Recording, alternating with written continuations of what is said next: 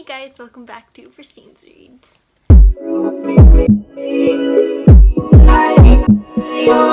So today I'm going to be reviewing Deadly Disclosures by Julie Cave. Now this series is like one of my favorite mystery series of all time, okay? It's so good. But anyways, let's get started into the summary. This is the first of a 4-book series, just called the Dinah Harris Mysteries. So yeah, let's get started. So we begin with Thomas Whitfield, the secretary of the Smithsonian Institute, and he has basically vanished from his office, and on the day he was due to give this like huge presentation to the board at the institute, he like vanished from his office. Some people don't think it's a big deal. They think he just like left on a vacation, but his computer is like completely wiped. There's nothing on it. There are no other like notebooks or personal things he left behind, and there are like no fingerprints whatsoever on any of his like furniture. So, very sus. So the board calls in the FBI to investigate, and here's where we meet our main character, Dinah Harris. So Dinah has been struggling with a bad case of depression, and she's also an alcohol addict. She used to be in the gangs department, but got demoted after a tragic incident when she drank too much and wasn't able to go to a scene to rescue a gang member soon enough, and the guy got killed. So yeah, so ever since then she's been kind of wallowing in depression, and her husband and her son were killed in a car accident, so she's kind of like messed up. Anyways, but they decided to put her back on the job with her assistant Ferguson because they think, no, because she has like a really brilliant mind for solving these type of cases, and they want to try and see if she can like find her groove again. So Dinah's been placed on this case. It's really hard to get a response or like any answers from the board or like just the people who have been working with Thomas, because they're all so secretive and they aren't really giving anything helpful. Interviewing all these members, even Thomas's head supervisor person, Catherine Baselli, and has kind of just led to dead ends. But one day, Thomas's secretary, Lara, calls them and asks to talk with them. So Dinah goes to meet her in a coffee shop with Ferguson, but Lara doesn't show. So after a while, they get concerned, and they go to her apartment and tell the landlady to get them inside. So they go inside and they find Lara bloody and unconscious in her shower, and they're like, whoa there, everything just amped up a step. So Lara's taken to the hospital, but apparently she's been threatened not to tell Dinah anything. So she's really tight-lipped. And after a while, she's discharged, but she still won't talk to Dinah. And then one day, they find her dead.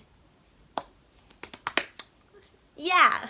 So now they know that this plot is far more dangerous than anything they could have imagined at first. But the real question that keeps popping back into their minds is like, why would somebody want to kidnap Thomas? And why are they trying to keep everything so hush-hush and with no loose ends left? And that becomes even more apparent when a few days later, Thomas's dead body shows up, and they're like, whoa. Will Dinah and Ferguson be able to figure out who the culprit is fast enough, or will they be the next victims of this murderer? You'll have to find out. Okay, so that's it for the non-spoiler summary. If you've watched any of my other videos, you know the drill. Head down to the description. There's a timestamp for the rest of the non-spoiler part of the video, so you can go and click on that, and it'll take you to the part where there are no spoilers. So yeah. Anyways, now for the really spoilery summary, where I'm gonna spill everything about the book. So yeah, okay. Let's get started. Again, this is gonna take a while, so just prepare yourself. So yeah, basically they start to find out that the underlying theme was that Thomas had been like a staunch atheist, you know, being the secretary of the Smithsonian. So he'd been kind of doing these television appearances and writing these articles for different magazines, and he's all been taking like the evolutionist worldview on these, and sponsored by this organization called the IAFSI, the IFC.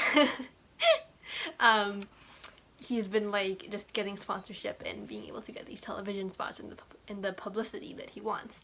And he's been debating this guy called Andy Coleman, and Andy has been taking the creationist worldview on this. And so they've kind of had a few spots on like TV where they've been like debating different proofs of their worldviews or something they think.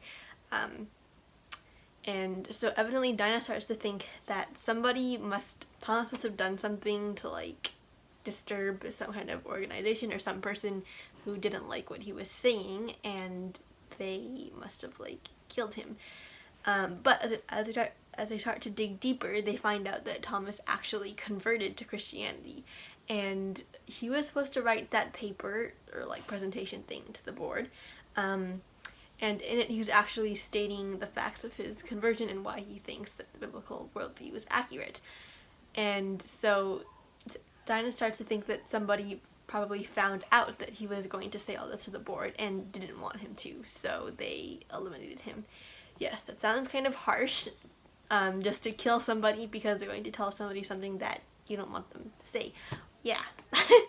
But yeah, so as they try to find out who this person is, Dinah goes to the scene of Thomas's body where they found him. And actually Thomas's body was found in like a truck that was taken to a garbage dump because it got in an accident and like it was totaled. So they found his body in the truck. And so they found that the owner of the truck is Ivan Potesky, and he's just like a teacher, and after he got in the accident, like he has this like full head to toe like plaster case because he apparently broke a lot of bones, and so he really doesn't have any idea like who did that, because after he got in this accident he went to the hospital and people came to take his truck away, so he didn't know what happened to this. So that's kind of a dead end there. And so they trace some dirt they found on Thomas's body to this factory place that manufactures this dirt, which is actually chalk dust.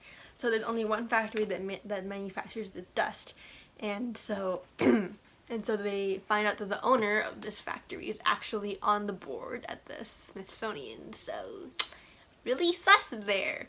They visit this place and they find a tooth of Thomas's because like evidently he went through some torture before he actually died. So they found a tooth of Thomas's, some of his blood, which proves that he was murdered at this scene. So yeah, basically they talked to Mr. McIntyre, the guy who owns the factory, and he's got nothing helpful to say there. Reading his body language and stuff, he's obviously uptight about them coming to his office and asking him all these questions. So yeah, really sus there.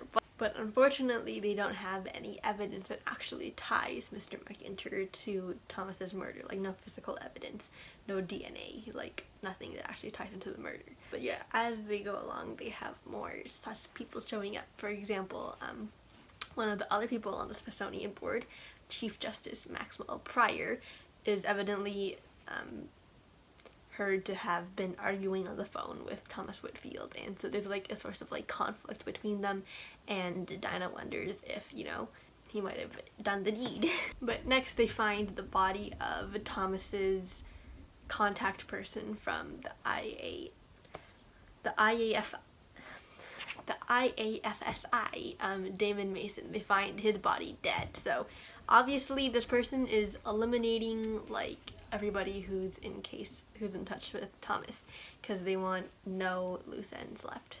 Dun dun dun. But yeah, meanwhile Dinah is still battling her depression and almost commits suicide one night.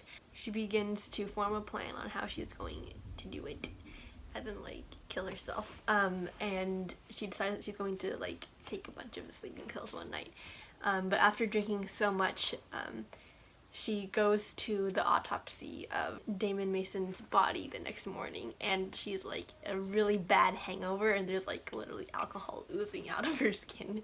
No, just kidding, not that bad. But yeah, basically she's really still drunk, and Ferguson obviously knows. And in the middle of the autopsy, she has to rush outside and throw up.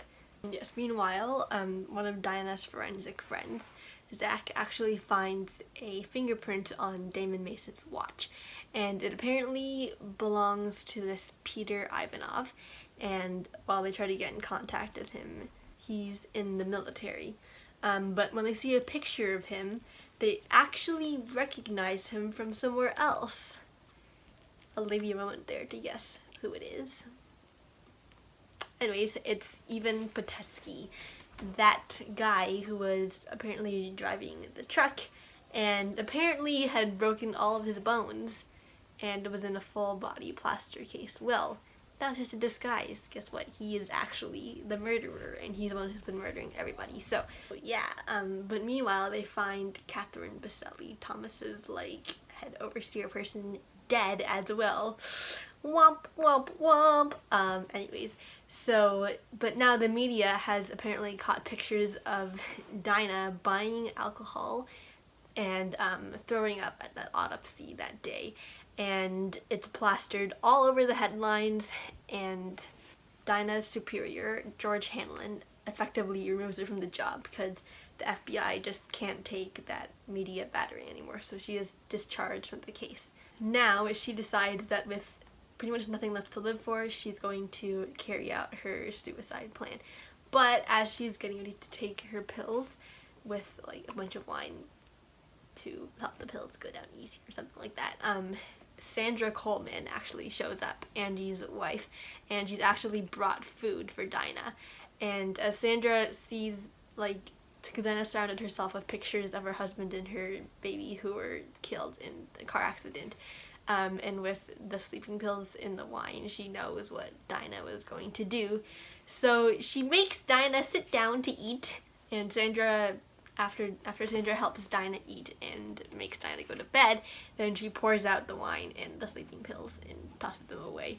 So, man, Dinah has been saved in the nick of time, let me tell you that. Yes, by the way, anyways, Ferguson contacts Dinah after the Colemans leave the next morning and tells her that the FBI has actually closed the investigation on Whitfield's case. Like, it's just not active anymore. So Ferguson has to pretend to be just busy with other cases, but he tells Dinah this because he wants her to look into this herself, because it's really sus that the FBI closes this case where there's like still tons of things to be resolved. I mean, like, at least 5 people were killed here, and they actually find that Mr. Ivan Petetsky, or Peter Ivanov, was actually on the staff at the Smithsonian. He was a janitor guy.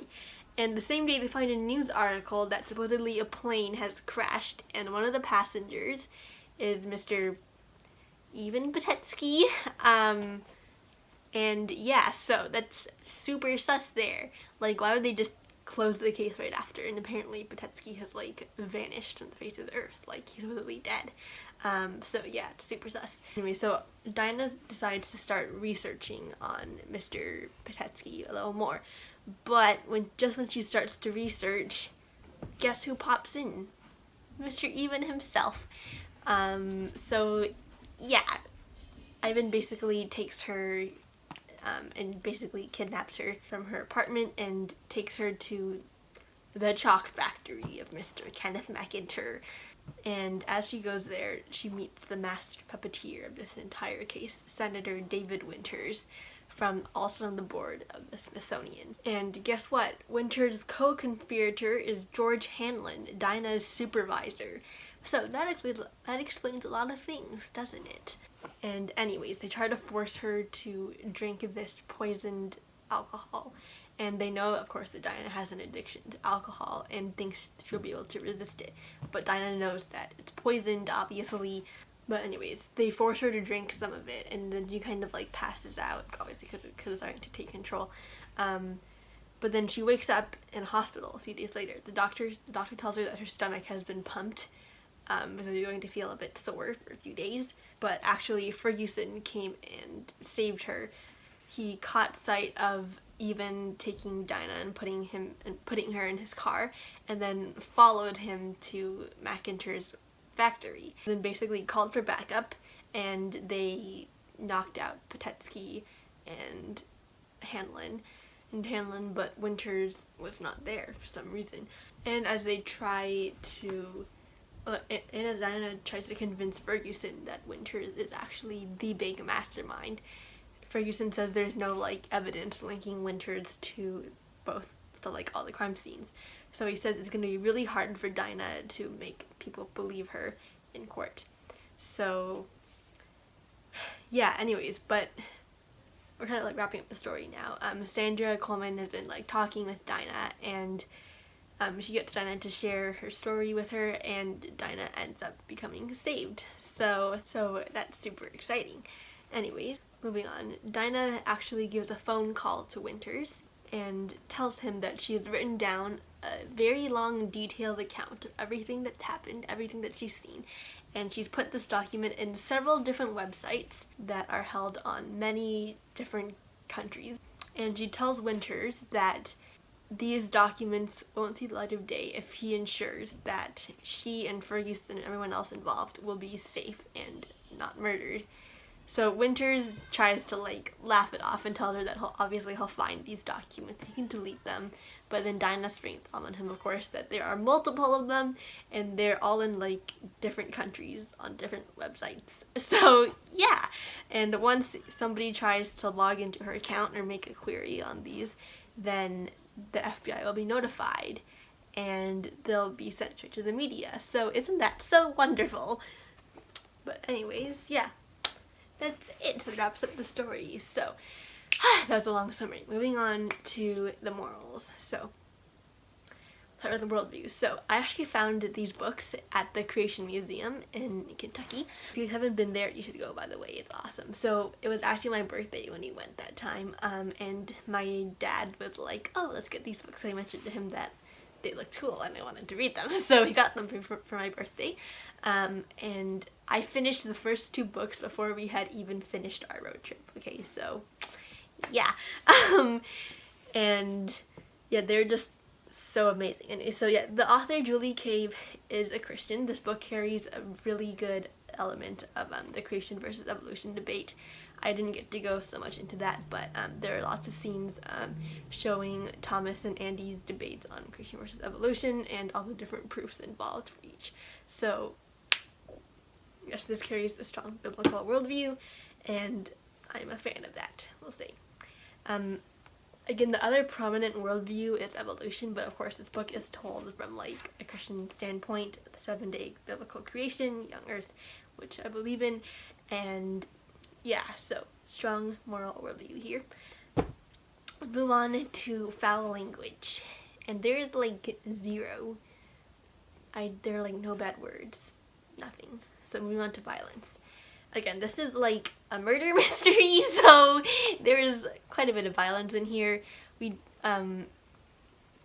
did get scenes with all these murders in them, but they weren't like super graphically descriptive. So yeah, I guess that's a plus. Yeah, just basically descriptions of attempted murder scenes. But yeah, okay. Moving on to romance. There's basically little to zero here. We have some flashbacks from like Dinah's point of view into her life, where she like met her husband in first, and yeah, but that's basically it. Okay, moving on to what's next? Oh, yeah, alcohol. So Dinah is an alcohol addict. She has been like drinking heavily for a while. And has been like battling depression and suicidal thoughts. There are like some scenes of her drinking, showing her going into a store to buy alcohol, and some scenes where she was like passed out from drinking. So yeah, basically just don't do that.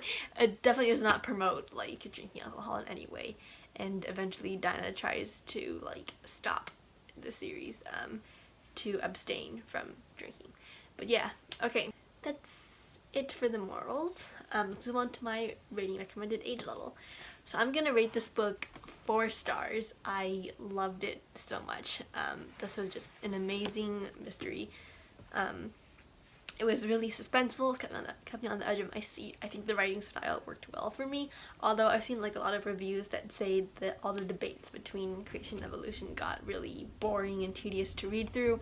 I mean, I can see why they would say that, because like there are definitely a couple page long debates, but I think it was really cool how they could like give all the evidence for our creation worldview. But yeah, definitely worth reading. Like, I mean, I could see why it would get really tedious reading through all of it. But yeah, definitely worth reading, so don't skip over those parts. Yeah, also I'm gonna put the age level at 13 to 14 plus. Like, you know, not just given all the violence and stuff too.